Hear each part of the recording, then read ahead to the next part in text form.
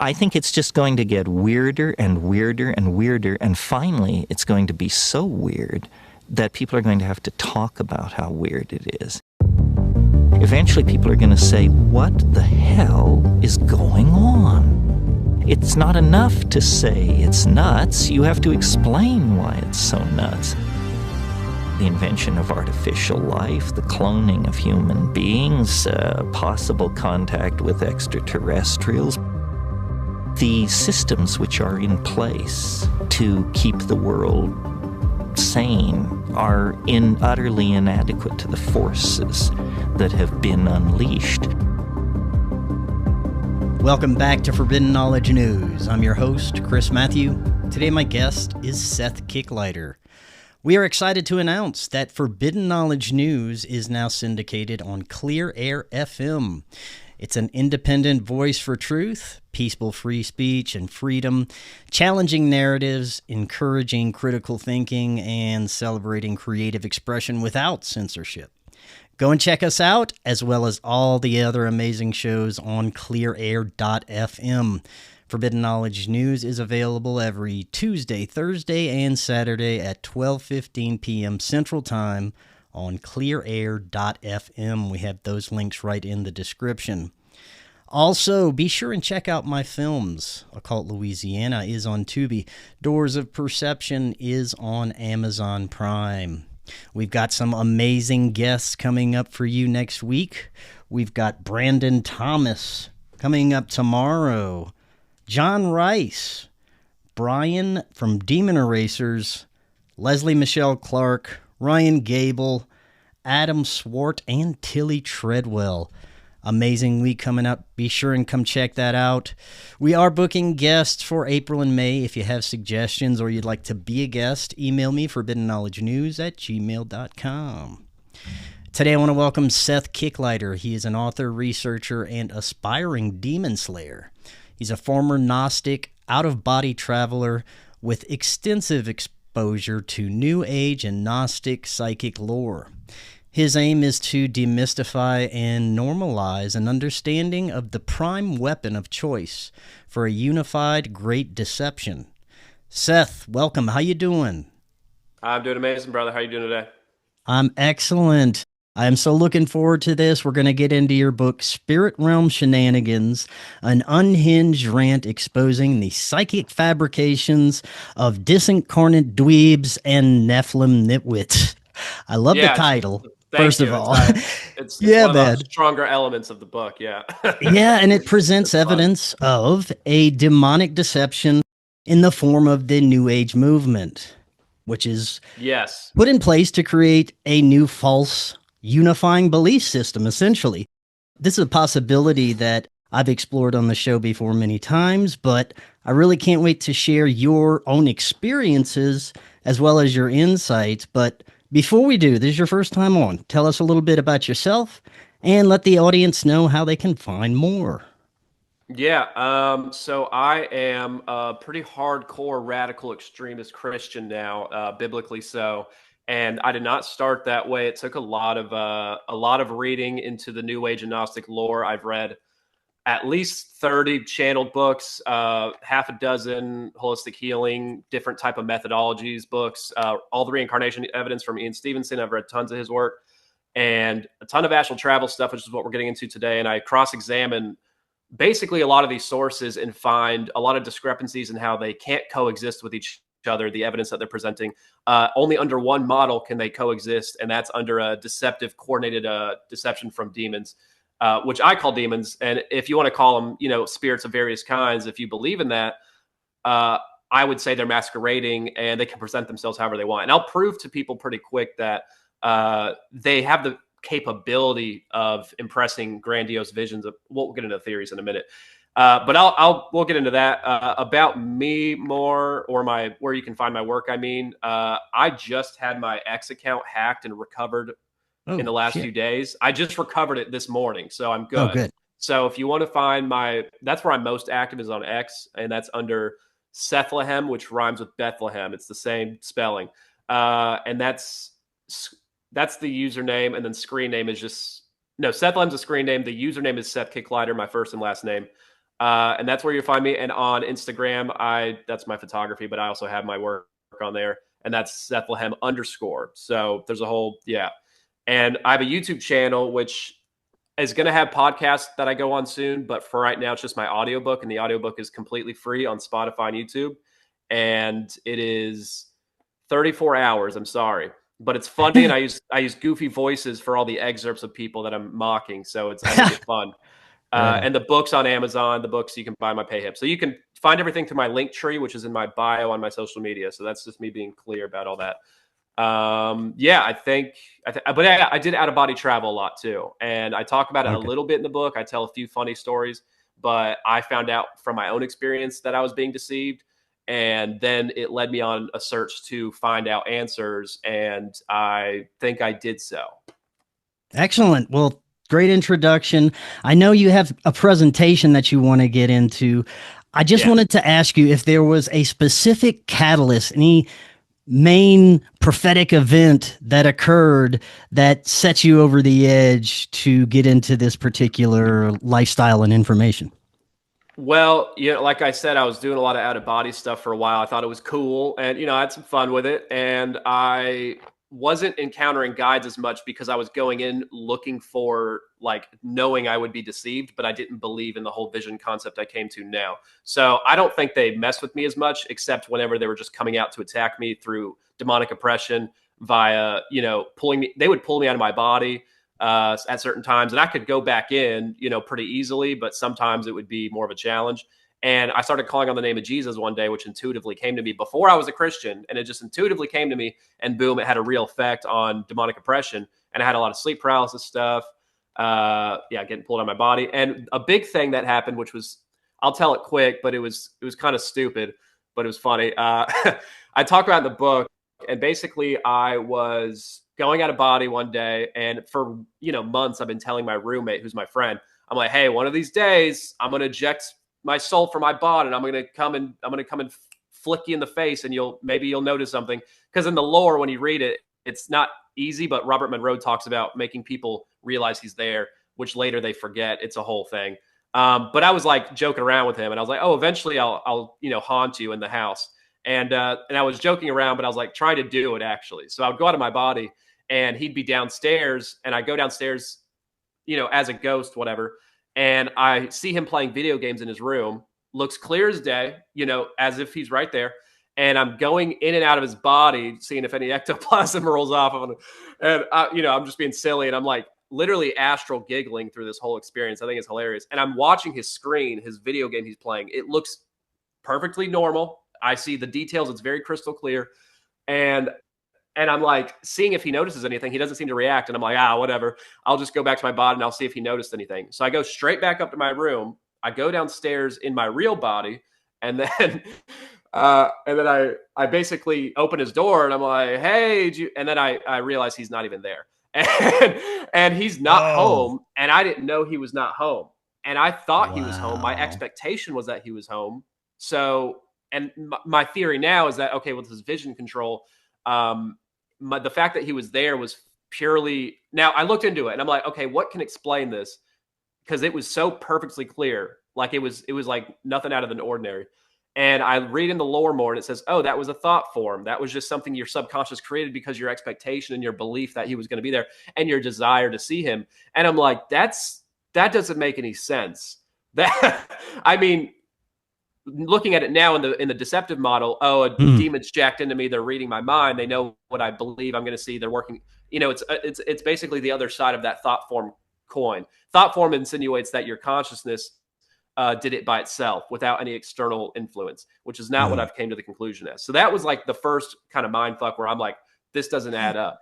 Then I had a lot more demonic experiences, and I was like, why is this not going well? Why do I feel sad and unhealthy? And, that's been changed ever since I quit, but that's one example of a few. Where should we start with your presentation then? Okay, perfect. Yeah. I'm going to start out with the hard stuff, like more directed missions. And I'm going to go, basically what I'm doing is I have about 20 pages dedicated to each of Monroe's trilogy, literally like a deep breakdown. So that's like 60 on Monroe and like about 20 pages on Kurt Leland from Otherware, his book Otherware, which is a out-of-body travel book just like Monroe's. And he's a Monroe Institute contributor. And like he's like has presentations. He's been doing this for a long time. He's a big deal, but he's not as well known. So he has more direct admissions in his book, I think. So I'm going between both of them in this presentation. And I'm going to start out with Monroe's second book. And I'm just going to be reading excerpts and doing some analysis with you, but showing that their own words, they're shooting themselves in their foot, like constantly exposing what's going on. And this is probably the most direct, flat admission. And then the next story will be highly correlated to it of Leland's work. So yeah, this is an excerpt from Bob Monroe's second book, collected in my book. And he says, a favorite and quick learn forever method of theirs was simulation. And he's talking about his guides, by the way, like teaching him how to learn stuff in the astral and develop his spirit and all this stuff. So they say a favorite and quick learn forever method of theirs was simulation. It was based on their ability to create and place into a human consciousness, mine, or an earth type situation so real and so overwhelming that I could not tell reality from illusion. I do not know the limits of such simulation, talent, or technology, nor do I know the extent to which they employ the technique. It may be only in my particular case, but I doubt it. The potential of its applications in other ways begs for broad speculation. In my own pattern, it was usually applied as an instant cleanup of minor emotional patterns that blocked or distorted my clarity of perception or my stability. Usually, I was unaware of such dysfunction. They would note it and offer to take care of the problem. I would be informed that the lesson was about to take place with my consent. Yet, once in the simulation, it became absolutely and totally real. And I lived it. If I did not come up with the desired action, the simulation would be repeated until I did. Even in the repetition, I couldn't break through the reality of the simulation. Like he would forget he's in it, basically. Wow. Yet once the training sequence was completed, then I knew what it was for. To pose questions about motives seemed irrelevant. Or perhaps I didn't want to endanger the good thing I had going for me.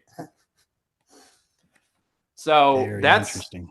That's a very flat, this is a big deal. And he, oh, by the way, he glosses over it in this one paragraph and never again in 3 books mentions it. And I think it's because he is worried of the implications and doesn't want to even have people consider what it might be. But he did clearly say all of this word for word.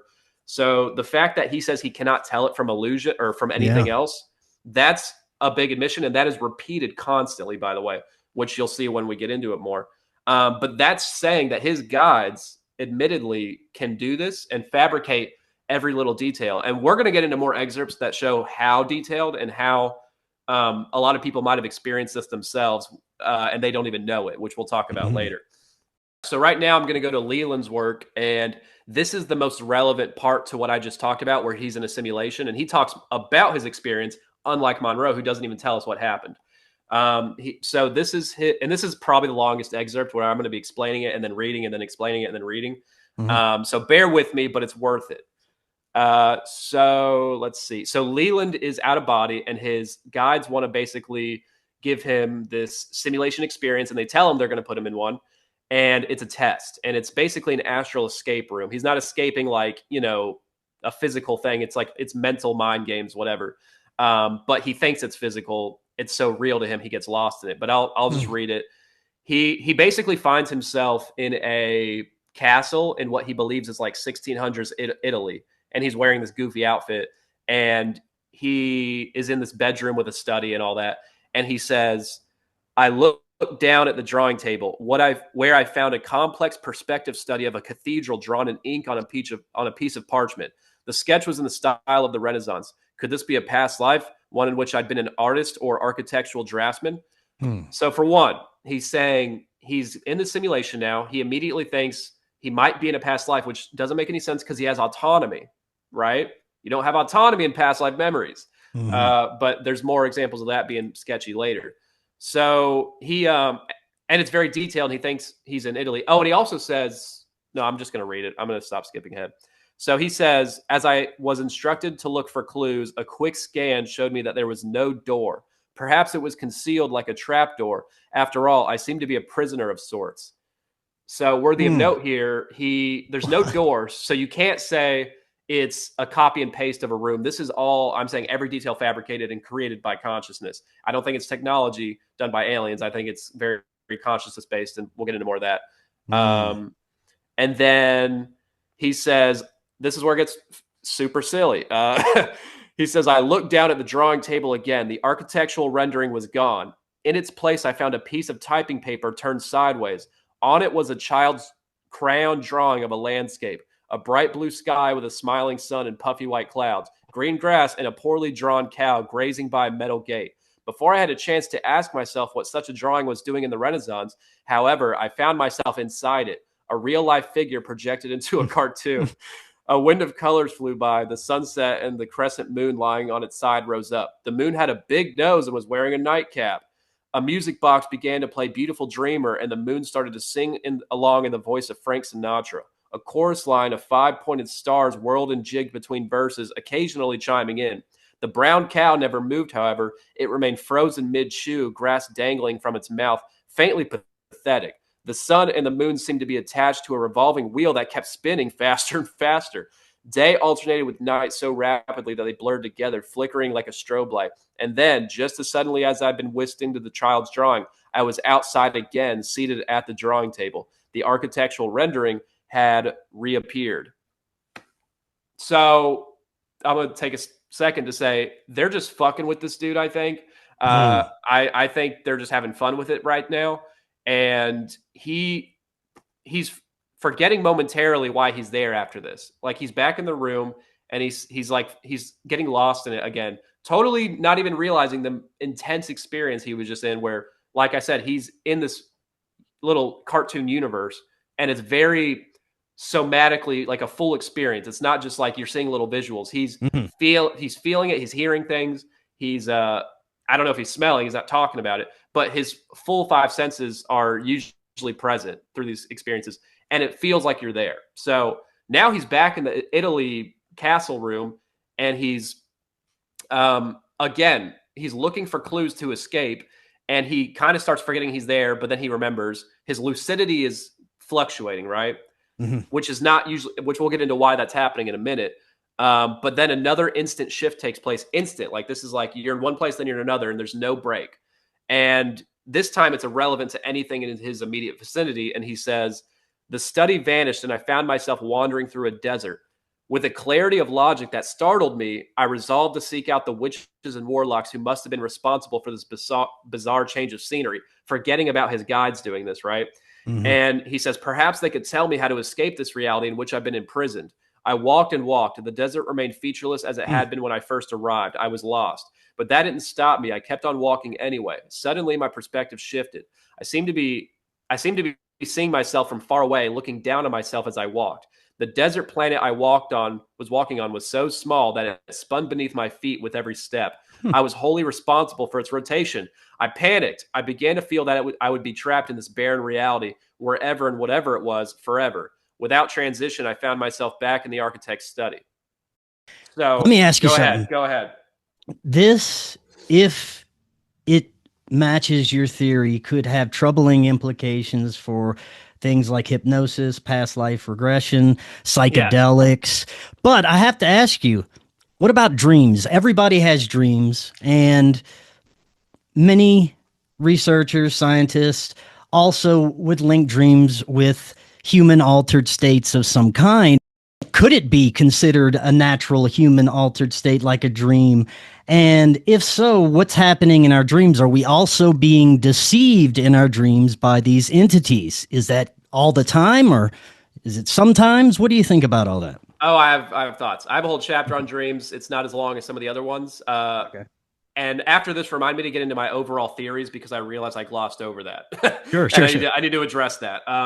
But yeah, I don't think it's every dream, no. But I will say it could be very often. I'm not going to say how often. And I would say good indicators are recurring dreams, highly vivid, memorable dreams, lucid dreams. I think are powered by them. I don't believe you can have a lucid dream without an external power. So maybe I'm not going to stand by that 100%. I think it's possible to have lucid dreams without external support, but I lean towards it's largely induced by them. Now, when it comes to, you said, oh, this could apply to regression, this could apply to past life memories, this could apply. That's my theory. That's my entire thing. I think it applies to every trance state imbued thing. Now, I guess I'll just do my real quick 2 theories, because I was supposed to start with that. I skipped over it. My main theory, obviously, is that not only astral travel is fully controlled, and you got to keep in mind, if astral travel has this level of control where all your experiences are controlled, and your lucidity, and your intuition, and your internal guidance, because we're going to get into that more, but I think all of that's pretty tightly controlled. And there's some consciousness level you can fight back lucidity, I'm sure, but they can still heavily guardrail it, is my opinion.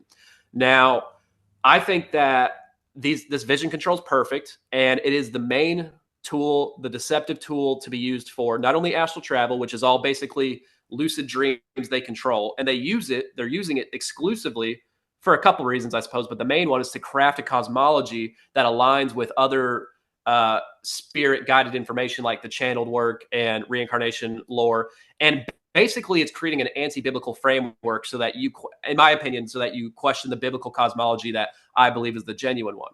Now, if this is a true theory of mine, then the model is perfectly logical when in factoring in dreams, NDEs, and I'm not saying all NDEs are bad, and I think you can judge them by their fruits and what they say. And I think psychic experiences or spiritual encounters with entities, I think 99.99% of the time are going to be demonic. I think God will step in with angelic stuff, absolutely, but only when it has a purpose and it furthers his kingdom and it produces fruits or has an opportunity to do so.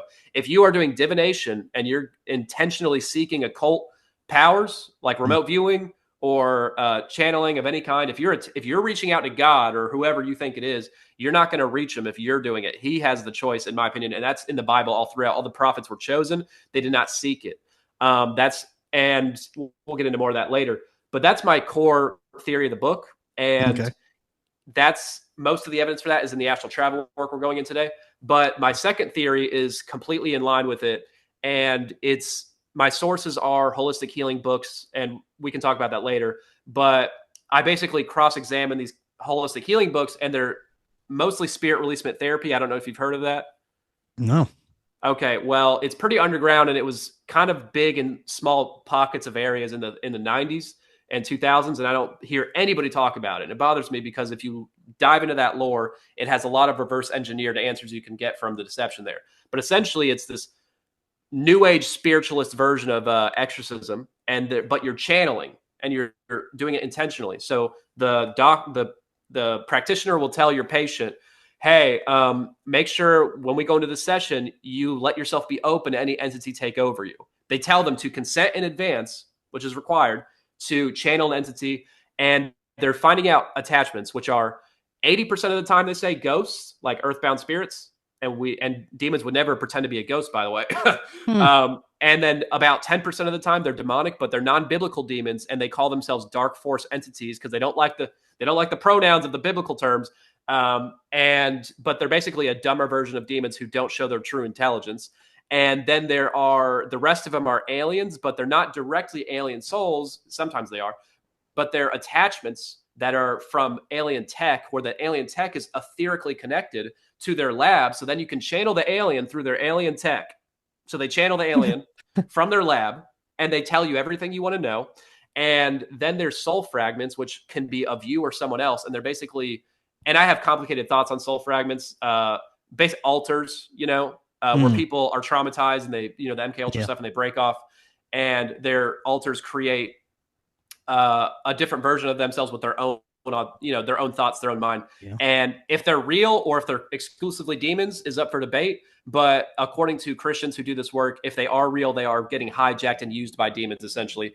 And they go along with the fake lore. So I consider it all demonic, essentially, for the information purposes. So they claim they will act out and speak through the patient and claim to be all these characters, and these characters will craft a cosmology with the things they're telling you about. They always love to give you cosmological information. And then whenever they channel, I'll get into the details maybe on another episode because we don't have time today, but they end up getting healed by talking to this entity, and the entity will leave them and go to the light. Or if it's a demon, they'll go to the light. If it's a ghost, they'll go to the light. If it's an alien, they'll disconnect their tech because you act nicely.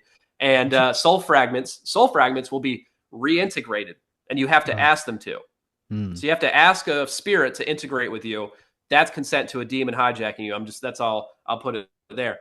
Now, whenever you cross-examine this SRT, spirit releasement therapy work, with the older Carl Wickland's 30 Years Among the Dead work, there's only ghosts, and he channels for 30 years. He's never encountered a soul fragment, alien, demon, nothing, just ghosts. They're catering to the practitioner. This is older. This is in the 20s.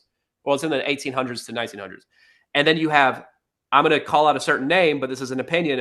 If any lawyers are listening, there's a Christian practitioner, who's getting into mysticism heavy, and his name is Dan Duvall, and he's blowing up right now on Taylor Welch's podcast. And he's a nice guy, but I want to go on the show, but I think they're being deceived by this man. And he is basically doing a complete rebrand of SRT, except he's relabeling it Christian, and how SRT will also access past life memories. He will access pre-Adamic soul memories of your pre-Adamic soul, but there's no reincarnation memories accessed.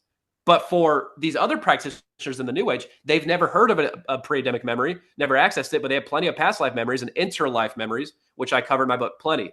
They cannot coexist without it just being a coordinated deception, creating visions. And the visions feel so real, they come with a download of knowledge of knowing, and you just, I know that was me. I just feel it in my heart. I felt all these feelings. Oh, they can hijack all that. Absolutely. So I'm going to try to cut it there, but that's what my second theory is. And even without the astral travel lore, which we're going to get into today, that vision control theory is absolutely provable just by the holistic healing stuff too. So they go hand in hand, and it's very important to talk about because this Christian deliverance guy is getting a lot of traction right now and deceiving a lot of Christians into believing there's literal aliens, which, we can debate about that all day. But the lore he pushes is literal aliens, old Earth, which I used to be an old Earther. I get it, but now I'm not, based on a lot of information. Hydroplate theory, shout out. I'll try to get this on topic again. But so he also tells people to integrate with their soul, and they have to consent to it. And he's asking them to, call demons in, and no warning of potential deceiving demons, by the way, never. So people are really healed, but not really, because it's temporary most of the time. And the reason that demons are letting themselves heal is because they're laying off pressure, so you buy into their bullshit. You know what I'm saying? Yeah. They are giving you a false hope in a non-biblical based healing, no Jesus involved. Sometimes a fake Jesus will be there. Dan Duvall claims to channel Jesus and angels, by the way. It literally, and he gets his methodology from angels teaching him over months and automatic writing. So not a Christian, by the way, in my opinion. And he's deceiving a lot of people right now with the pre-Adamic stuff. And it's very dangerous. So I'm the only one talking about this in the world that I can find, and it's bothering me. So I wanted to call him out. And everything I talk about in my book is quotes from him. So there's nothing I'm just making up. And we'll talk about that another time, maybe. But that is, he gives me an uneasy gut feeling every time I see clips. Every time I see clips with that dude. When I look at YouTube comments, I do not get anybody pushing back on him, and I go crazy on a very few, very, very few. And I look at his book reviews. I left a long 0-star review or 1-star review, and a lot of people are hating on me for it. But you know what? I want people to listen to the information and make up their own minds. But the SRT and Dan Duvall work is literally a rebrand. They can't coexist. It doesn't make any sense. And they're both healing people, but it's a false healing. So that's my second theory. And I have more. Time travel is not real also, but that's pretty obvious to some people. So that's what we're going to be talking about mostly. I'm going to get back into the astral travel stuff, but I had to do that tangent. And we're going to move on back to Bob Monroe's work. Page 127. So this is I don't need to read an excerpt here, but this is where Bob talks about rotes, R-O-T-E. This is his language he's using. He's creating a word for it. Basically means a thought ball, he calls it, or a knowledge energy packet. And it's a download. It's any entity in the astral can give any entity in the astral a rote.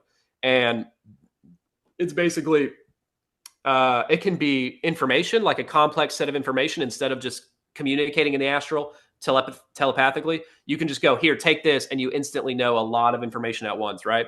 So that's what it is, but it can also be a simulation, and it is in some cases. So in one story he's telling in book 2, he is meeting with his friend, like a new astral friend he encounters randomly, and his name is Z-55 slash Lou, L-O-U. Dumbass name, fake and lazy. But he meets him and he's asking him about himself. And Lou is saying he wants to explain to him where he came from because he is an alien soul from another planet. And he is a disincarnate alien soul who died, and he's looking for a place to reincarnate. So he sends Bob, I'm calling Robert Monroe Bob, by the way, it's easier. And he gives him a rote, and this rote instantly transfers him to a simulation. And in the simulation, he's on the alien planet that Lou was from, and he has autonomy. He's not reliving somebody's memory. He has autonomy, and he's walking around. I don't know what body he's in. It could be his. It could be another. Who knows? But he seems to be in a physical body, and he's walking on this planet that's similar to Earth, but not Earth. And there's humanoid figures, aliens, but they look similar to us, apparently. He doesn't get into the details there too much. But he says he's walking around. He has some awkward encounters, surpassing some people there. And then he sees some military types, and they're messing around with him and questioning him. And then, boom, out of nowhere, some tsunami comes and kills everybody, right? And then the simulation ends, and he's back in the astral with Lou, who's like, see, that's what happened to me. You can't just say you got killed by a tsunami. You had to give him some traumatic, very, very traumatic experience. Because when he came back from it, he's like, oh, shit. Like that was crazy. Because he's feeling it, like very real. Yeah. So why did he even have to do that? And whatever, if that's how you want to communicate in the astral, if that's the culture, whatever. But it's kind of, why can any entity in the astral do that to anybody so easily and effortlessly? And he had autonomy in it, keep in mind. So this is not an actual thing that happened. You know what I mean? Yeah. So it's a simulation. Right. So I don't know if you have any questions, but that's pretty interesting.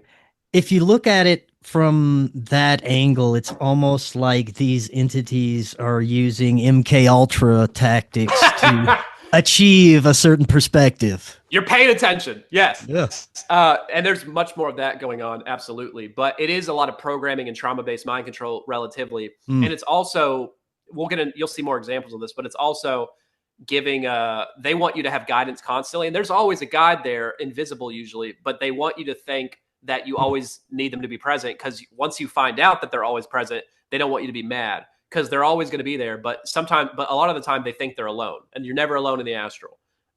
They just don't show themselves always. And that is very clear by so many examples. But we're going to keep moving on. I'm not going to explain the entire story because it's incredibly convoluted and crazy and it's fun, but we're going to keep it short. In a related section I call Roteception, basically Bob is hanging out with a character who's very important in the series, and his name is annoyingly labeled as BB. And then there's this AA character, and lazy name choices. I don't know why he did it. I hate it. But Bob is hanging out with BB, his important character, and BB is giving him a rote to show his story and how he lost his friend AA, who got stuck in the reincarnation cycle while they were on a tour across the cosmos. Are these his quote-unquote guides? Are these astral entities? These are real people. No, they're not real. No, his guides are all over the place, but they don't want everybody to be his guides, so they have all these characters that are actual just... I see. A lot of them are just alien souls that are floating in the cosmos and come by Earth. And BB and AA came to Earth literally claimed to be on a tour guide, or they're on a tour like a bus. They're on an astral tour, and they're coming to Earth to look at it. And it's the last stop of their tour. And AA gets lost in Earth because he wants to incarnate there and test it out like it's a ride. He's talking about it like it's a roller coaster. He's like, this will be fun. And then BB is like waiting for him. And since there's no time in the astral, he comes right back when he's done living and then gets stuck and keeps going and going. And BB gives Bob this rote to show him his story and how he lost his friend. So he's asking for help from Bob to go find his friend. But in the meantime, he's showing him a rote to relive. So now in this rote, Bob is seeing everything BB saw and reliving it and getting the information downloaded at the same time. And in that rote, he's hanging out with AA, his friend, who comes back from incarnating on Earth and then gives a rote to BB about his life on Earth, so that Bob as BB in this rote goes into another rote inside of it to live out whatever AA saw. So this is it's a Russian doll situation. And it insinuates you could go endlessly, and it's very consciousness based, so there's no limits. And I don't think he's going inside of another one. I think he's just switching. And it seems like, and they want him to believe it's endless and that it's infinite and that it's, conscious, everything's connected. That's the goal of the PSYOP here. There's a lot of goals of it, actually. It's a whole story. But so he went from into one into another. So that's just another weird layer to this, I find. So back to Leland's work, I talk about on page 166.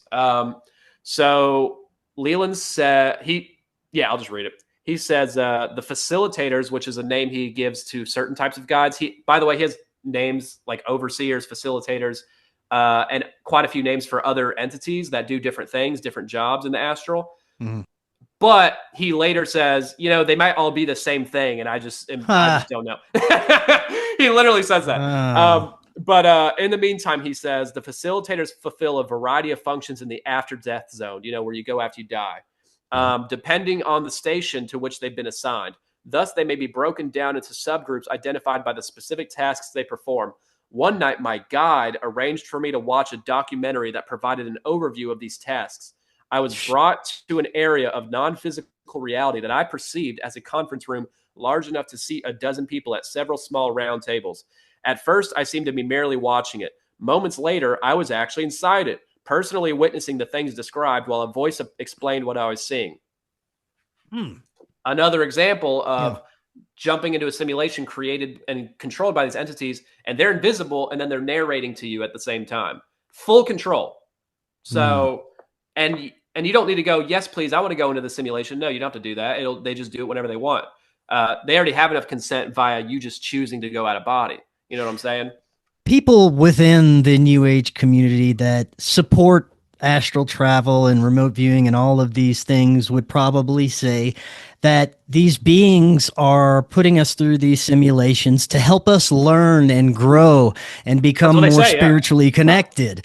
Yep. But what would you tell them as to the reason that can't be, the definitive reason why they're being deceived and not just being nurtured by astral guides to be a better person?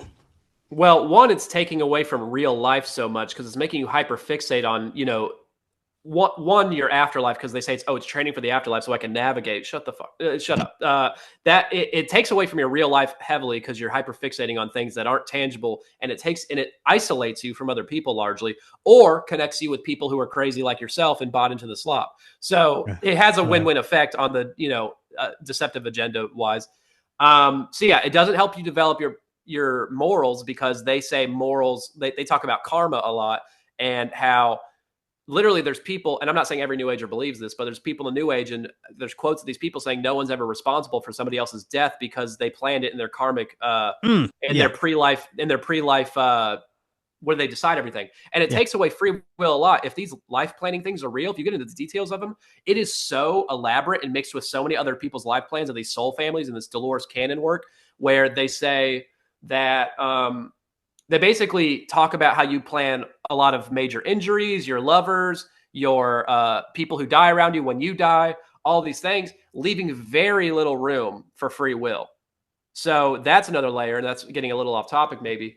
But it's hard to just tell those people you're being deceived by demons. You can't just jump straight to that because they think you're just hokey and old-fashioned, and they don't understand how – I don't think they understand – layers of deception and true evil. If you really understand evil and how nefarious it gets, I think you can see the potential for these things. So I think the New Ager people are much more, they're just overly trusting, honestly. And that's a big flaw.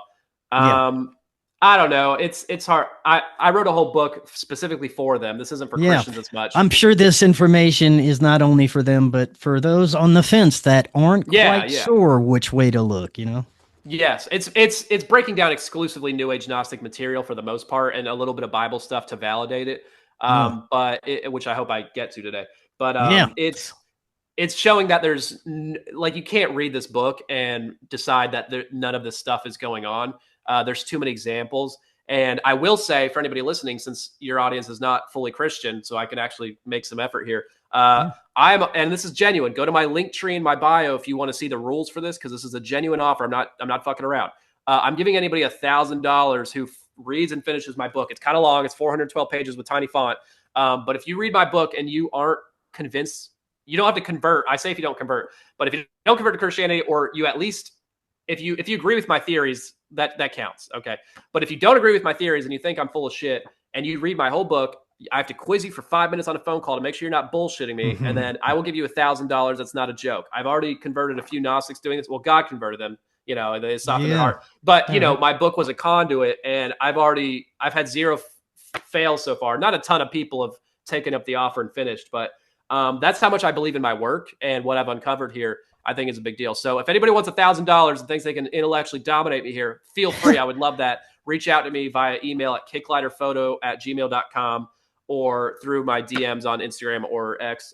Seriously, this is not a joke. Putting your money where the mouth is. That's why I love it. I invested in gold and silver years ago, and I'm chilling. So I'm like, screw it. It's getting crazy right now. I might as well make some waves. There you go, man. Well, I'll try and hold off on the questions because we do have kind of limited time to get through the rest of everything. So I have a lot to do. You're doing great. Let's roll. Thank you for letting me go crazy. So we're going to go back to Monroe's work, and I'm just going to read a series of quotes that are pretty short, but show more of their, how much control they have. So one here is, I call it gentle but firm hands. It says, one of the greatest enigmas of this whole affair is that someone or more than one has been helping me from time to time in such experimentation. Perhaps they are with me every time, and I am just not aware of them. I do not know who these helpers are or why they are helping me. They certainly do not seem to be guardian angels. Their assistance seems to be more of their choosing and deliberation than mine. They are rarely friendly in the sense that we understand the term. The feeling of gentle but firm hands on each side of me was very strong. The same hands turning me around to leave, much as one steers a blind person, could not have been more vivid.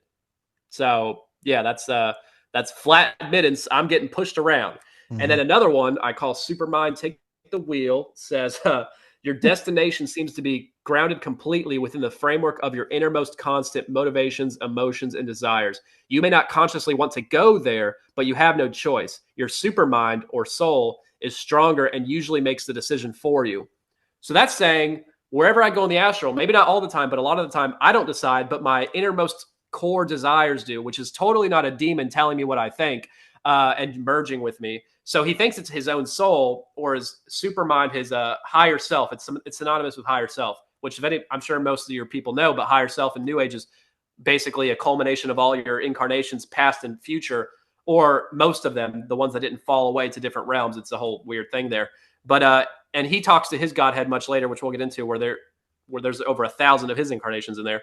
But they never seem to give an exact number. They just said, "Oh, we stopped counting at 1,000," and I'm like, "That's stupid. You have instant access to all knowledge at all times. Just give me a number, you freak." Anyway, so yeah, he's admitting he doesn't decide where he goes most of the time. That's what he basically said. And then he has 4 more short quotes here, which he is concluding about after his many interactions with NHI over these years. And these are his conclusions he's came to, 4 of them. He says they can at will change the temperature of that visited human body. He also says, notice how easily any potential anxieties or fears are overcome by simply a pattern of radiation emanating from strangers.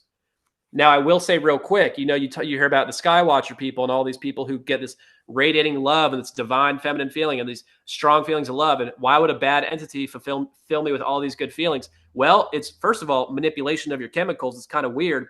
And when you read the Bible, guess what never happens with the angels? The angels never do that. Every time they show up, you know what people say? Or you know what they say to people? They say, do not be afraid.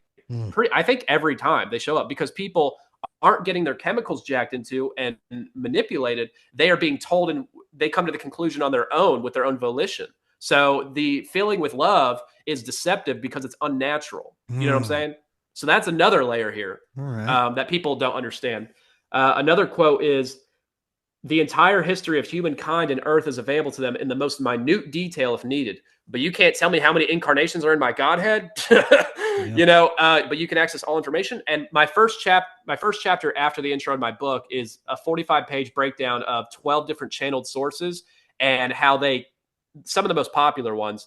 Some of them are, Rudolf Steiner and Edgar Cayce, which is not channeled directly, but most of it's channeled information in books. And they constantly disagree with each other and say conflicting information about Jesus, about demons, about the nature of our origins, about the after.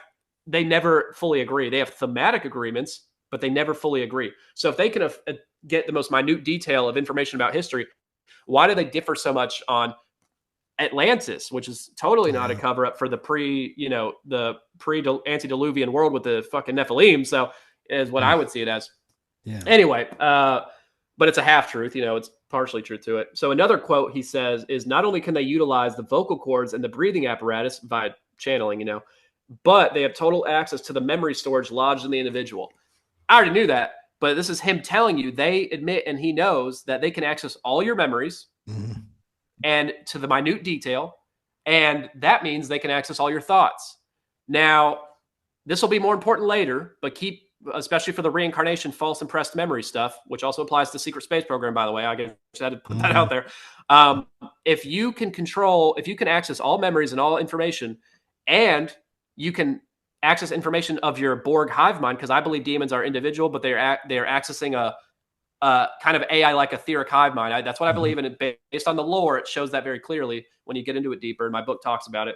But if they are truly attached to some hive mind and they have instant access to all memories or your memories or your thoughts, or maybe that doesn't apply to Holy Spirit protected people, I don't know fully, but most people on the planet they can access, right? So if they can access your memories and your thoughts and your memories to minute detail, and you're connected to a hive mind that's ancient and very intelligent, you can make a lot of prophetic seeming predictions based on those models, right? With all their data harvesters. Think about what AI and what your phone could predict just by reading what you search up. Think about if your phone and AI could read your thoughts and your memories, what could you predict and then feed to mediums to make them believe prophecies that aren't real, that when you believe that prophecy, guess what? You just gave them consent to go and act out and fulfill it, go on missions to fulfill it. That's what I think is happening with mediumship and prophetic things, is they're getting data harvesting. They're giving you a likely scenario, and then which they miss all the time, but the hits is what people remember. So that's just a side tangent I think is important. Let me know if you have any questions. Otherwise, I'm moving on, brother. We can move on, sir. I love it. Okay, cool. So I'm going to a correlated part in Bob Monroe's, I think, second book. And it's he's basically getting into his own Akashic records of his own life. So he's accessing his own memories. And he says, I immediately encountered the expected, a layer or file, library or mainframe. And this is etheric, by the way, but he's explaining it very like a physical, literal thing, containing every moment of my life to date, with more pouring in that matched exactly my thoughts and actions as I conducted the investigation. This was far more than memory as we consciously think of it. Upon selection of any given point in the past, I relived the event in every detail, down to each minute sensory input, thought, and emotion. I soon realized supermemory was not altogether pleasurable. With such intense hindsight, one becomes all too painfully and sadly aware of the many irrational decisions made, the stupid mistakes, the missed opportunities. That's again, minute detail, every somatic emotion, thought, feeling, and that's a big tell, I think. So that if he has that access perpetrated by them, they have that access. So that's just another reminder there. Let's see what else we got. We're moving. Okay, so yeah, we're going to Leland's work again, and I want to keep in mind when I read this is not anything talked about in Monroe's work or William Bullman's work, the big other astral traveler, Robert Bruce, or something Ziwi, all Swedenborg. None of these major astral travelers talk about this, which is crazy because I'll get into it in a minute. But he says they're waiting for a bus, an astral bus, to the alternate was worlds where they'll experience what things would have been like if they had made other choices at major turning points in their lives. The other two lines are the benefit of the living rather than the dead, referring to astral travelers who are visiting instead of dead people.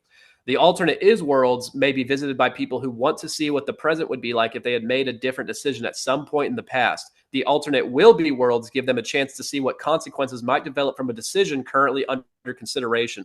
The alternate was system is the only one of these three shadow lines that gets much use these days. People have forgotten that they can travel to the shadow world to help themselves make decisions about how to lead their lives. Programming, giving you simulations to make you think what to do in life so they can literally guide you through life. And I'm sure other astral travelers have had this happen. I'm definitely sure. The fact that they don't talk about it is strange, or they haven't experienced it, which is strange because it seems like a big deal to talk about and easily accessed by him. So he talks about many examples of his stories actually experiencing this, but we're not going to get into that. Just knowing about what it is important. And there's one other point that I wanted to make.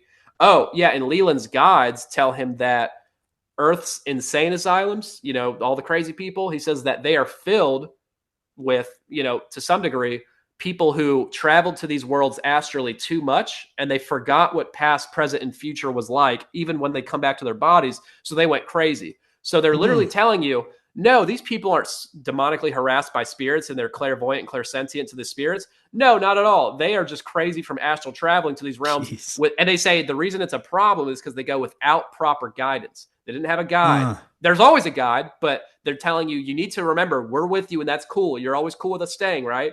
Because you're going to find out they're always present. And when you do, they want you to know it's cool and you're cool with it. So does that make sense to you? Am I making sense? That does.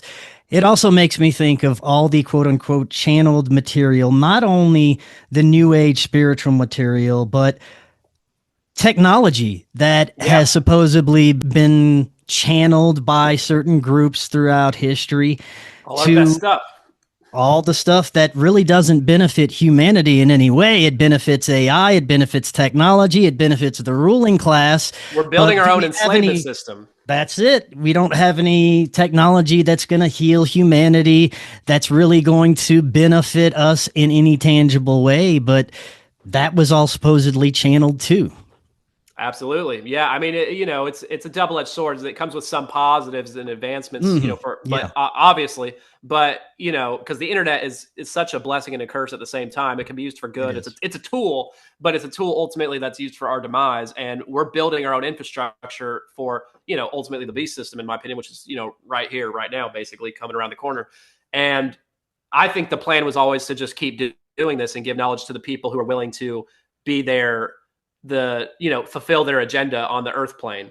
The elitists are all Satanists, they worship these beings. The Epstein files are showing to the most normie person out there, they are doing sacrifices to literal entities. Are these the new age encountered entities? Is there a vast array of spirits? And why aren't the channel material from the good guys not telling us about the MK Ultra and the satanic rituals? Why did they never mention that? I talk about that in my book. That doesn't make any sense unless they're covering their own tracks. So that's just one of many examples. But yeah, technology, that I have a whole thing on that. And I think technology is ultimately the ultimate satanic inversion. It's copying what God does in a technological format. In the beast system, AI is connected to all the cameras and all the computer systems of the world. When that comes, it's going to be like a worldwide omnipresence with also satellites, of course, with camera technology.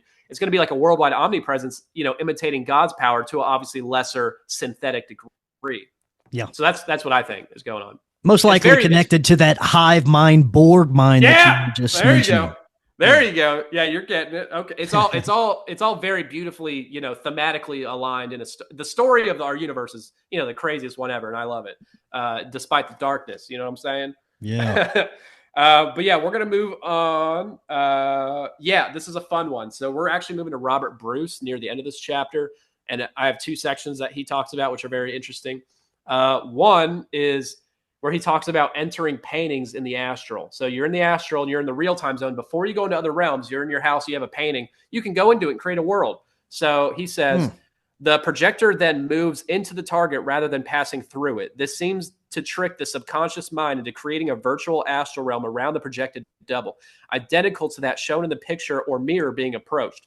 When you project, go towards the poster, keeping your mind blank. Don't think about what you are doing.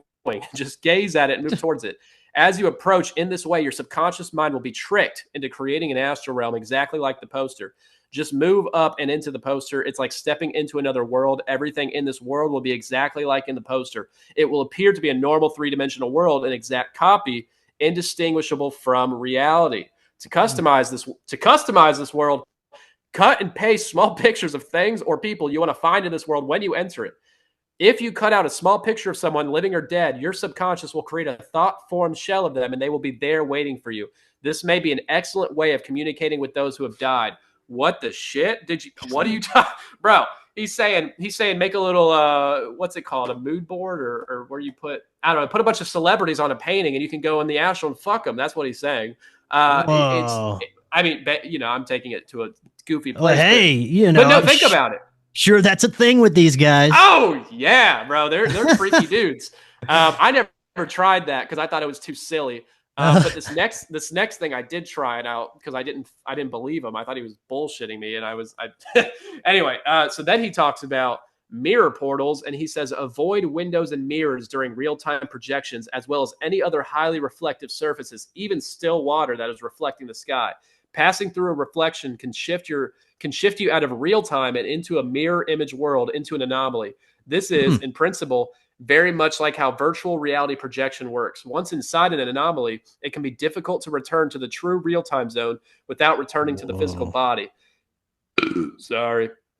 Use walls, ceilings, and doors wherever possible to maintain the real-time aspect of your projection. Even looking into a mirror or reflection is a potential hindrance to the integrity of a real-time projection. It is very easy to unintentionally slip into a reflection without noticing the shift out of real-time into an anomalous copy of it. So like I said, I thought he was full of shit. And I said, I got to try this because I was doing it. I was going out of body at the time. Seems like a great idea. Yeah. And I have a big old mirror in my room. I was doing it. I was like, perfect. So I go out of body one day and I dive through it thinking I'm thinking I'm just gonna go out through the wall and be outside my house, right? Yeah. But I go into it and boo, and I'm like roasting it in my head, but I had the expectation, keep in mind, and I already understood it. This didn't happen before I knew about it, though, keep in mind. So they can read my mind. They know I'm thinking of it. So I go through, and it's like a fucking portal. I come out the other side, and I'm in a reverse image of my room, and it's perfect. And it's scary. It's like instantly unsettling. You feel very weird. And yeah, they can jack into me and make me feel even darker about it. But I felt really uncomfortable. And again, it's a way to get you to look for guides and, you know, to be trusting of them. But, you know, I had my, you know, I didn't have my rose-colored glasses on completely, believe it or not. So I was very skeptical of any encounters. Anyway, so I was in this reverse image world for a minute, and I see my body, and everything's reversed. And in my head, I'm thinking of jokes to tell myself, and I'm thinking, if I go back into my body right now, am I going to be crippled and gay? Am I going to be right-handed because I'm left-handed? And then I'm like, but I'm also panicking a little bit in the astral, and I'm like, shit, I got to go back. So I go back through the mirror, and I'm in the regular world, and then I go into my body, and I'm like chilling out now because I'm like, okay, everything's fine. But that was weird. And the reason they did that for me also was because guess what? Now I believe everything else in his stupid book because I experienced that, which I didn't think was going to happen. So but like I said, felt real as anything. That's another layer. Let me know if you have any thoughts, brother. Did you ever have the thought or the anxiety that if you go into this one day, that you may be just trapped forever, or you'll go in and you'll forget you're there and you'll live like a lifetime and get a new wife and kids. And then one day a bird flies over and you look at it the wrong way and then you snap back and you're back to reality. But now you're crazy because you believed you lived an eternity in this other realm. It also pushes the whole multiverse theory kind of thing a little bit. It's like, oh, am I in an alternate universe that's slightly different? And because they push that in the astral travel lore in many ways, but it also varies very strongly between different people, which we're not going to get into today. But absolutely, that's what I kind of was like, is that happening? But I didn't really believe totally in alternate realities at the time. I just thought, wait, is everything going to be backwards? My perception's going to be fucked now? Like, I don't know. But obviously, I figured out that was, you know, a load of baloney in the post event, but you know, it took me a minute. But we're gonna move on to a section in wait, is this in Monroe's or is this Leland's? No, this is Leland's work. And I call this section, I have a lot of comedy in my book, by the way. It's very goofy and occasionally cringy, but I'm owning it. It's mostly funny. So I call this section, I turned you into motherfucking grass and you ate that shit up. And it's basically Leland, his overseers, some of his guides, who are all the same, announced to him that they're going to give him one final test before he advances in this way, right? So in this test, it comes while he's in the dream state, which he also talks about how if you're dreaming, you can go into an astral travel through a lucid dream. It's like a segue, totally not just a different simulation created by the entities. But he says, as if an unusually vivid dream, I became a single blade of grass. A strong wind blows me this way and that, and I feel exhilarated. All at once, I become aware that I'm surrounded by millions of other grass blades. I make a startling realization. I can simultaneously maintain an awareness of myself as a single grass blade and as a multitude of grass blades, Borg normalization.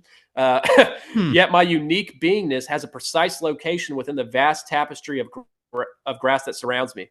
Very good, the overseer says. You learn quickly. We've designed a set of images and sensations in order to illustrate certain aspects of the human condition, he says. Our intention is to show you how the evolution of human consciousness looks from our perspective. Borg normalization and also revalidating reincarnation, because if you believe in reincarnation, not all of them, but a lot of people teach we came from freaking rocks and then grass, and then you're a cockroach, and then you're maybe an apple, and then you're a dolphin if you're lucky, and then if you fuck up, maybe you go back to a lemur, and then you're a bird, and then a human after a dog maybe. That's what you have to believe, by the way, which is kind of a sick, twisted game to play. But but keep in mind, they made him feel like a blade of fucking grass.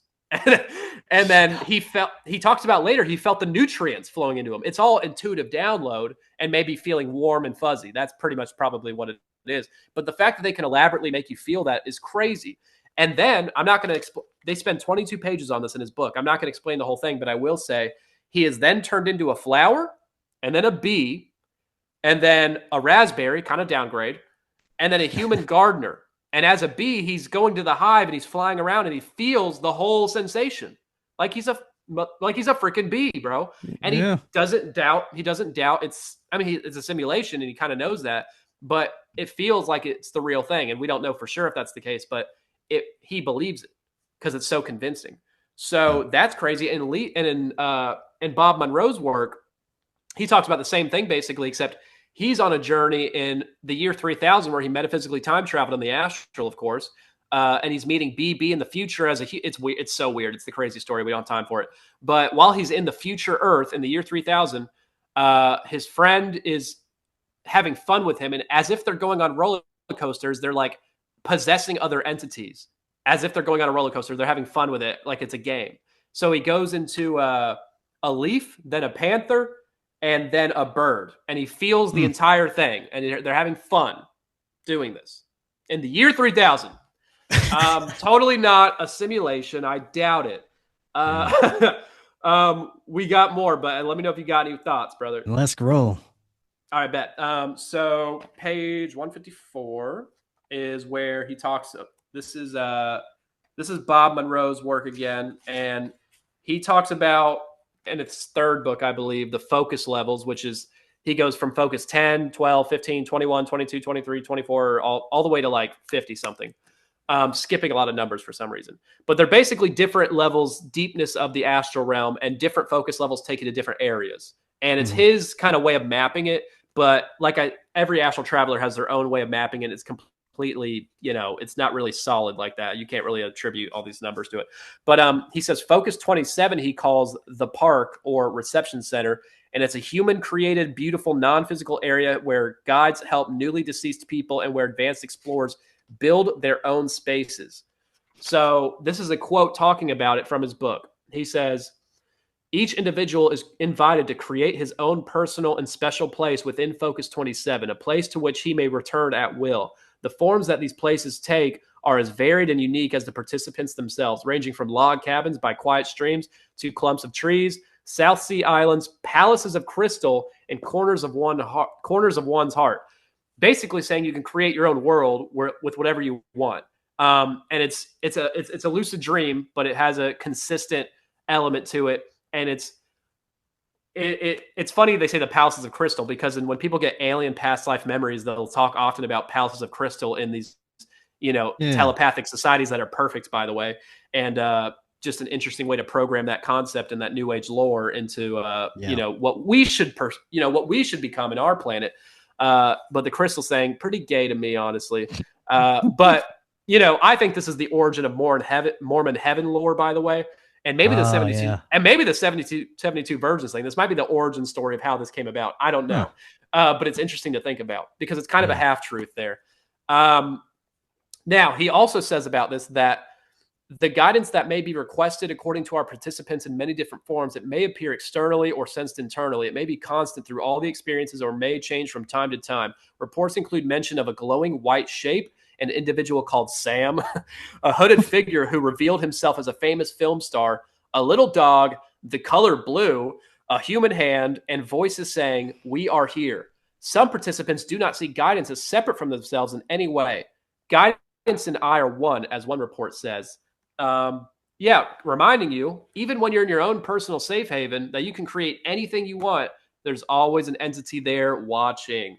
Interesting. You're never alone. And the color blue really got me. That's stupid. I hate this sometimes. Dude, it's just so silly, man. I read this for the first time years ago, and I was like, I love this. I'm going to do this too. And now I feel stupid. I'm going to move on. Let me know if you got any thoughts, bro. No, let's keep going. Heck yeah. Okay. So similar to that, well, in the same vein, he's talking about Bob is going to meet his friend Charlie in the astral who died. And Charlie is in his own personal safe haven created world in Focus 27. So he's going to his world, right? It's like servers on a Minecraft. You can just visit other people's lands, and he's going to visit him. And it's totally not a demon pretending to be him. It's a real guy. It's the real guy. And he has a thought form wife, by the way, who is, created by his own subconscious and, bangs it out whenever he wants. But, it's all it's all theatrics for, Bob, obviously, in my opinion. Or it's, Charlie living his life and banging his thought form wife. And I have a whole page and a half comedy bit about a thought form wife commercial, by the way. And it's like Billy Mays style, and it's hilarious. So you have to buy the book to get that. It's crazy. Yeah. What was I going to say about it, though? Hold on. Yeah, but he's there, and he basically has the option to reincarnate, but whenever you're in the intermission life between lives, you apparently can go to this place whenever you want. But most people want to, educate themselves, which they forget when they reincarnate, and then they want to plan their next incarnation. But he's like, I'm going to take a break, and that's what you have the option to do, which some people talk about, some people don't. So I just find that interesting, and I have more thoughts, but it's too convoluted. We'll move on because we don't need it. Right. This one's creepy as hell. I love this one. So this next one's Bob's work again, and it's convoluted. I'll try to make it quick, but he talks about how his Godhead is talking to him, saying he's the special one. He's the last piece of the puzzle they need. They need him to do a certain job in the astral. They can't do it, but he can, which is funny because they also say, actually, you have a twin soul here who's also a part of our Godhead that's incarnated right now with you on the other side of the earth. But she's our backup plan. But you're the real guy. You're the real one we're hoping for. But we got a backup plan just in case. They tell him that. That's a weird flex. But they say, well, I'm not going to read it yet. So basically they're asking him to find a new either dimension or planet or place for them to incarnate on and start anew because they're over with the earth realm. Who cares? We're over it. And his Godhead is over 1,000 of hymns in this hive mind that is not subject to time. So keep in mind, they already know what he's going to say in advance, but they somehow don't seem to act like it. And they are, what's happening? Hold on. Yeah. So he's getting kind of freaked out because they're putting a lot of pressure on him to do all this work. And he's like kind of getting anxious about it and not confident in himself. So they're trying to boost morale and trying to get him, feeling good about it. So they say, we can help you with that, with his anxiety. We can show you a sample of the support you have here in our own cluster. Do you wish to see this? Bob says, please, ... And then the way he describes this is kind of like fleeting thoughts and like in and out. And it's kind of like all over the place. But this is what he writes. He says, thousands of hands reaching out to touch me, eyes staring at me with joy and hope, overwhelming radiance I know is love sweeping over me into every part of my being. All of these I am, we are, and emotion from the bittersweet smell of success to the pain of parting mixed with fun and laughter, the anger of ignorance, the blindness of belief without foundation, the beauty, the singing, the sound of singing voices. And then his Godhead says, does that help you? Bob says, it does. Is there more? They're playing this man like a fiddle, man. It's crazy. It's so creepy to me, this whole thing. It's like all his little incarnations in a little Godhead fish barrel are all like in the dark with their eyes, and they're like, "Hey, we love you." You know, it's so, and they're giving him a vision of this, and it's helping him feel better, and they're filling him with love and feeling of joy. Like it's all controlled, and he's begging for more. You know, so I don't feel that sorry for him. You hear this all the time in the spiritual contact, new age communities, people that channel. Whatever these beings are tend to play on their ego. They know those things. You're special. They know those special things about you that'll get you going in any certain direction. And they keep feeding your ego to have you believe that, like you said, you're the special. You're the only one that can do this for us, and just leading them on. Absolutely. And, you know, it's funny because they know all your thoughts and your insecurities and your desires, so they can play around that card pretty nuanced. You know, they know exactly, they don't know exactly what you're going to do. They can't predict the future. That's a psyop. But they can make assumptions based on data, because they are data harvesters. They're an AI. They're demon AI, and AI is demon, you know, to a degree. And it's totally connected. And we're going to go to a section that's in the book right after that, where I call it Bob has defeated God. And that's, you know, a joke because he doesn't, obviously. But this is important on a couple layers. But in this part, he thinks he's alone. He's roaming the astral out in the open. And suddenly he's unable to travel because he's in some, you know, he's frozen in place, like sleep paralysis, right?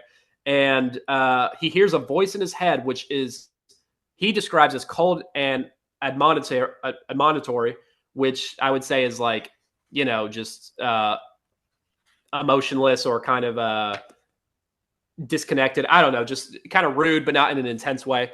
And then he says, he describes it like the last vision, where it's like fleeting moments and like a bunch of weird things.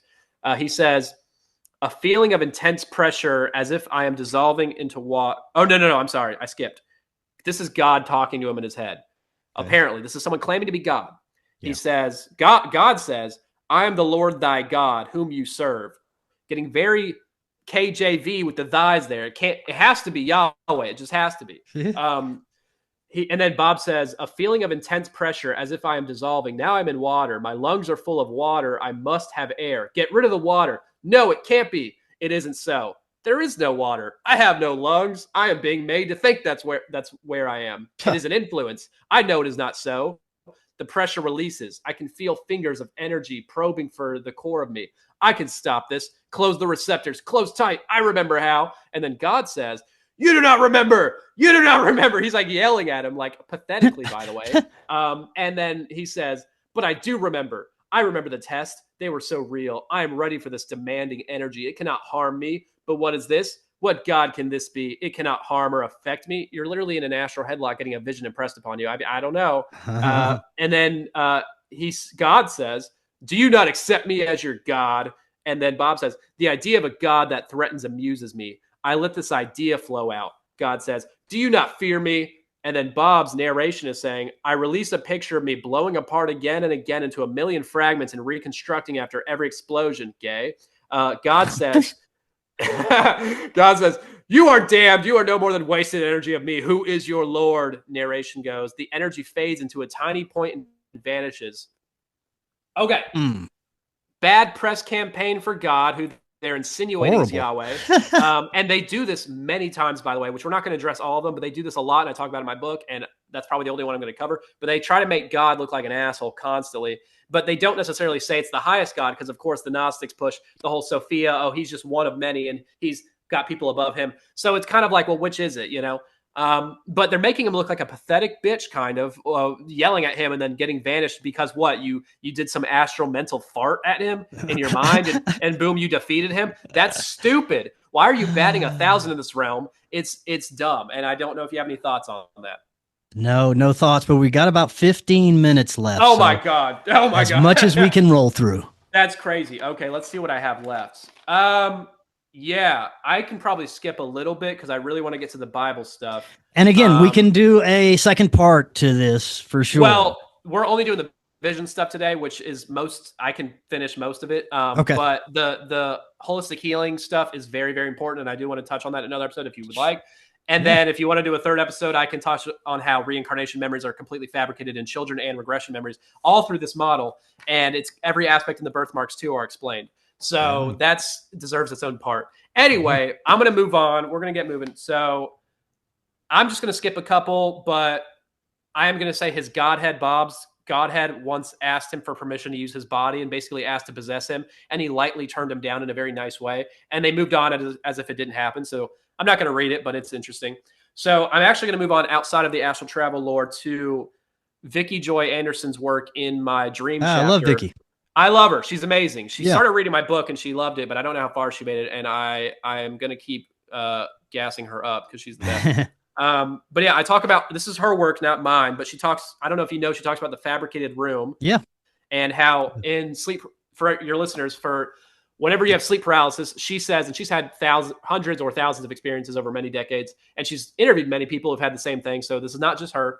And she says she believes that whenever you're going into sleep paralysis, you, maybe not every time, but most of the time or all the time, she believes that you are actually in a dream that's created to look like your room, and it's dark usually. So there's not, you don't notice all the details, but she said she's had so many experiences that when she's having sleep paralysis and getting the demonic visions and demonic harassment and choking feeling and being sat on, she says that she believes it's a dream and the room is created to look like a room. But she knows this because there's maybe a window off by a few feet, or an object in the room that actually isn't there, or a color's off, or anything in the room that doesn't belong.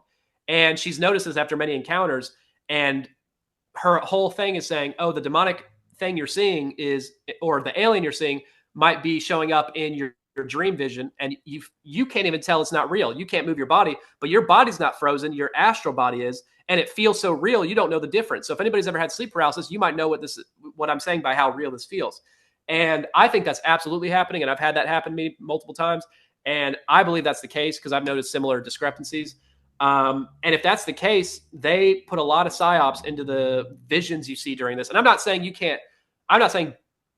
physical entities can't manifest in some way like that, but I think a lot of it's via these trance states and in these dream states. So I find that very interesting, and I would love to talk about it more, but we don't have time. So I'm going to move on to Welcoming Committee, which is a section I talk about in my NDE chapter. And I'm crediting Sean Tabbitt here. This is his whole thing, by the way. Sean Tabbitt wrote a book, The NDE Conspiracy, and he talks about Brian Melvin's NDE, where Brian Melvin says he died and went to a, ideal heaven-like realm, but I think he describes it like a childhood home of his, and he sees his loved ones who passed on, and they're all like greeting him, smiling through their teeth. Hey, we missed you. It's so nice to see you, all that stuff. And he says that after a while, the whole place melted away into a different realm, and the people around him melted into what he describes as serpent-like demonic kind of creatures. And if, it turns out to be a hellish realm, it's still a vision impression. And he's not fully dead, obviously, because he comes back. So he comes back and he's resuscitated. And if he had been resuscitated sooner, Sean Tabbitt says, not my thing, how do we know a lot of these NDEs aren't people just getting resuscitated before the transition happens? Mm-hmm. What are the implications there? You know what I'm saying? Yeah. Especially when they're pushing New Age stuff. And then, I believe NDEs can be, biblically and Jesus-based. Absolutely. I think they're less common. And maybe that has to do with, okay, is this person saved? So is their soul in the hands of the other side whenever they go about? And guess what? It benefits a lot of people to give them the nice heaven-like realm if they weren't saved by Jesus through a Christian framework. Because guess what? If you come back and you're like, oh, I was saved and I didn't even need to do all the Jesus stuff. Perfect. And then they tell everybody that's a very New Age framework. You know what I'm saying? Yeah. So I'm going to keep moving, but that's a great point, I think. And how long we got? About 10 minutes. Okay, I'm going to try to do both. Okay, perfect. We're going to talk about shamanic death and dismemberment, which I have in page 370. And this is not exclusively shamanic culture thing, but it's big into them. And it's a more kind of, I guess, third world thing going on. Mm-hmm. But it is basically an initiation process for soon-to-be shamans. And it usually comes about via visions, astral travel, dreams, right? This is how it happens. And sometimes when they're very sick, having fevers, which, by the way, fevers come with trance states and theta brainwave states. So that's just a correlation. So basically in these visions, they will be chopped up into pieces in the astral and they will feel pain. I don't know how real it is, but they describe it pretty bad. And they describe getting their flesh ripped from their bones and then being sometimes eaten by these entities who they describe as sometimes ancestors, but usually higher ascended spirits. Kind of a dark thing to do, but when they come back, they have psychic abilities and they can be a shaman and they can connect with the spirit realm easier. It's like getting your power animal, like other shamanic things talk about. And then they can travel the astral and fetch soul fragments for people and reconnect them, which is, by the way, mixed in with the SRT lore we'll get into later. It's the shamanic origin version of that. And I think it's all the same thing. And you're just agreeing to merge with a demon, and this is their initiation process, which matches occult secret society's initiation process, which I talk about in other parts of the book, where they do similar vision quest kind of things, where you go through a crazy experience. But it doesn't have to be you're getting tortured in the astral. That's just an unnecessary additive they put in. But I'm going to move on so I can fit in this Bible part, which I think is super important. I think the most validating part of the Bible of my theory is found in 1 Kings 22, which is repeated in 2 Chronicles 18. And I'll tell the story with some quite amount of detail. But for anybody who doesn't know, it is where King Ahab is king of the northern tribe of Israel at this time. And this is after David, like quite a bit after. And the southern tribe, Judah, the two tribes, is kinged by Jehoshaphat. And their children, I believe, are married. And, they're all Israelites, so they're hanging out. And Ahab is the evil pagan king, and Jehoshaphat is a man of God, but he's imperfect and, a little bit flawed, but he's a good man. And Ahab is trying to get Jehoshaphat to help him join their forces to attack Ramoth Gilead, I might be saying wrong, and plunder them and take their things. So Jehoshaphat's like, I don't know. What does God think about this? We got to consult the prophets, right? And Ahab's like, sure, yeah, we can do that. And he gets 400 pagan divinators, prophets, which, by the way, I think are remote viewers, essentially. They're essentially remote viewing, or they're channeling information, but it's all the same thing. And keep in mind, if you can have this much control in the astral of these people with all these details, remote viewing is so easy for them, and nothing. It's more impression download based, and a little bit of visuals, a little bit of smells and sound, but it's much easier for them to do than astral, which is already effortless. Keep that in mind. So I think the remote viewers, and they're getting visions and then saying, all 400 prophets, a literal number, 400, say, you're going to be successful, you're going to kick ass, you're going to do great, go do it. That's what they tell Ahab and Jehoshaphat. And Jehoshaphat gets a weird feeling, and he's like, I don't know. Can we maybe find like a true man of God? Because he seems to be questioning if they are truly men of Yahweh as opposed to something more nefarious. Mm-hmm. And Ahab's like, fine, whatever. We'll go get Micaiah.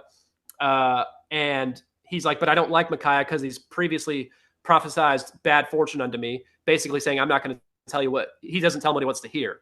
So he goes and gets Micaiah. This messenger goes and fetches him. And the messenger tells him, hey, don't stray from the plot. We're going to keep this thing going, and don't say what he wants you to say.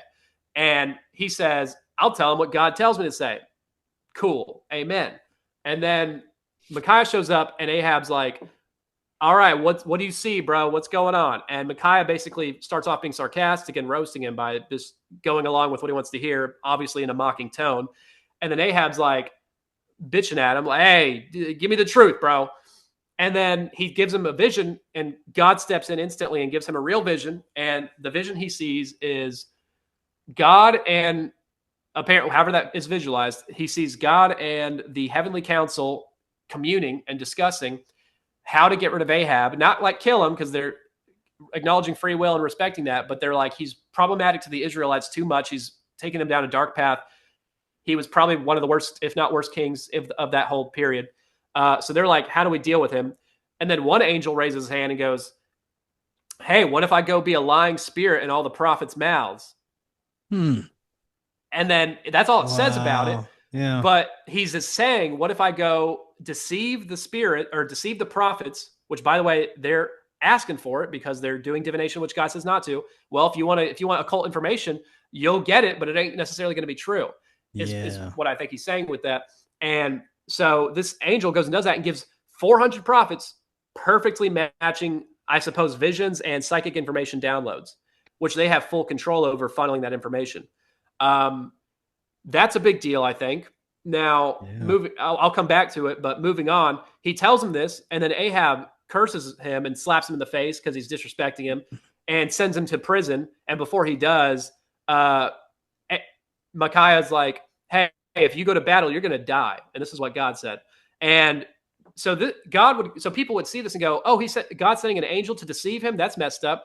First of all, divinators are totally opening themselves to deception all the time. And this is fulfilling, the kingdom ultimately. Second of all, it's not God, it's one of his angels. And he's not deceiving him because he's giving him the truth as well. So he can make a free will choice at the end of the day. And he still chooses to go and fight into this battle. And Jehoshaphat goes along with it, even though he doesn't really know what to think. And when they go to battle, Jehoshaphat is found separate from Ahab. And these guys are about to go kill him from the other team. And he starts praying to God and begging for forgiveness because he feels bad. And he is spared and they don't mess with him. But Ahab goes out and tries to disguise himself, and he gets shot by a random stray arrow and killed. He dies hours later, which is fate right there. So he died, and that fulfills the prophecy. So you got to keep in mind here, this is totally fair, and this is creating a biblical narrative telling us that, hey, spirits, if angels can do this, and demons are clearly involved in similar things, if they can control that remote viewing data so tightly on 400 people without them even realizing they were influenced, what can they do on the demonic side? Which I think is obviously way more intrusive in doing this the vast majority of the time. You know what I'm saying? Yeah. One thing I want to end on is, depending on what spiritual belief system someone has, what kind of Christianity someone has, they will tell you that angels and demons have a symbiotic relationship, that demons are necessary in our reality in order for us to choose that we don't want to interact with that. Yes. Others believe it's somewhat more of a parasitic infiltration. Where are you leaning on this? I lean it's all part of God's greater plan. They are here to test us, and he uses evil for good ultimately to sift tribulation means to sift the wheat from the chaff. I think that's what they are utilized as. I think everything that happens is under God's permission ultimately. So the existence of demons absolutely is. And you would say, oh, that's messed up. And I'm like, no, this whole earth realm we live in is meant to be a test to see where our eternal soul goes. We need to be tested. It's fair. It's going to get dark, but it will refine us if we're pure, and it will do the opposite if we choose evil. And yeah, a lot of people are deceived, and I feel for them. That's why I wrote this book. But people would say, I don't understand that. And they think that God is somewhat evil for that. And I'm like, no, this is how free will exists. There will be evil in a free will universe, and this is how you balance it. This is the method of doing so. Angels are working on the good side. But I think we live in the most fair universe structure ever, because the more you sin, in God's standard of sin, not yours, is the more you open yourself up to spiritual influence, and vice versa.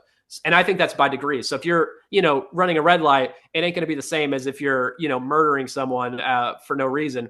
And the worse your sin is, the more you open yourself up to influence. So these people who are sinning a lot and live lives and think that I'm being myself when I do these things, how much of that is really you and not merged with impressions from demons, because you've opened yourself up to become them slowly, and shift into the Borg mentality. So I think it's all necessary, and I think it's fully justified. And I think God has a million intertwining trolley problems to face at all times, and he's masterfully doing it. Based on everything I've seen, the more I used to question and doubt a lot and try to find lies or deceit in the Bible. And the more I look for them, the more I feel like an asshole and a fool because I'm proven wrong every time. But in this deceptive framework with the vision stuff, everything totally makes sense to me. And that's my thoughts. Right on, man. I have so many questions, but so little time. So we'll definitely have to revisit this again. Very compelling information, man. I love it. Before I let you go, remind the audience how they can find out more about you. Yes. Everything's in my link tree. I don't really have a website, but my link tree is found. It's linktree/Sethlehem, spelled like Bethlehem. And that is, find my social media, mostly active on X, which is username Seth Kicklighter, my name, and then the screen name is Sethlehem, and then my Instagram Sethlehem_, which is a lot of cool photography of music on there. And what else? My YouTube channel has my full audiobook for free, and Spotify does under Spirit Realm Shenanigans, the audiobook, ! Under both. And there's cut up by chapter, and it's got funny voices. I made it silly. Please listen and buy the book on Amazon or my PayHip if you want a signed copy with schizophrenic signing, because I do a little funny thing. And I'll send you a book, bro. So you send me info, and I'll totally send one off to Yes. you any minute. Amazing, But man. I think that's everything. I don't think I'm missing anything. Sweet. Well, like I said, we'll be revisiting this information again. And until next time, everyone, have an excellent evening. We'll talk again Thank you, friends, for tomorrow. listening. Hello, friends. I am so excited to tell you about Independent Media Token. Independent Media Token is a brand new way to show your support for independent media without having to donate a dime. Independent Media Token is a cryptocurrency on the Solana blockchain designed to generate funds to promote and foster the growth of independent content creators, allowing them to engage in their art without having to worry about being demonetized. Through a network of media partners, of which you yourself can become a part of, Independent Media Token's goal is to ensure the powers that be can never cut off all of our areas of funding and censor the only free voices left in the world. Join the movement today. You can pick up Independent Media Token using Phantom Wallet or the Solana wallet of your choice, where you can easily swap your Solana for IMT. Grab some IMT today and remember to always know your team. To learn more, visit independentmediatoken.com or use the link right in the description. Are you and your family prepared for an emergency? Maybe the fake alien invasion? Now is the time to prepare yourself and your family for any event. Check out Prep Starts Now. Their mission is to provide high-quality preparedness products that empower individuals and families to be ready for any situation.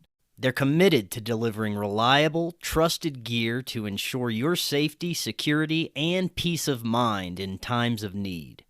Their product selection is carefully curated to provide you with the essential gear you need to stay prepared. From emergency kits to tactical tools, every item is chosen for its reliability and practicality. Prep Starts Now understands the importance of family, and their goal is to equip you with everything you need to build a solid plan for your family's preparedness. In today's ever-changing world, being prepared is more important than ever, and Prep Starts Now is here to help you and your family stay ready with quality products and practical guidance. Use the link in the description and get 15% off your order. Watch Doors of Perception now on Amazon Prime. We live in an incredible age of information. More and more, we're discovering that we've been lied to and misled about much of our human history. Cory Hughes is providing profound revelations about World War I, World War II, the JFK assassination, Martin Luther King's assassination, and much, much more on his new Substack, Bloody History. Subscribe now for as little as $5 monthly. Just click that link right in the description to get started now and learn about our true history.